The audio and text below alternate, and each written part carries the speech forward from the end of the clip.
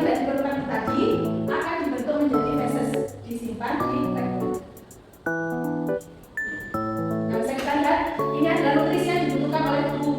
Yang pertama adalah karbohidrat. Karbohidrat itu digunakan sebagai sumber energi yang ada di dalam tubuh. Kemudian protein untuk membangun dan memperbaiki sel. Lemak digunakan untuk cadangan energi. Vitamin dan mineral untuk menjaga fungsi tubuh. Air membantu proses pencernaan dan mengatur suhu. Jadi diusahakan setiap hari itu kita mengkonsumsi makanan yang mengandung karbohidrat,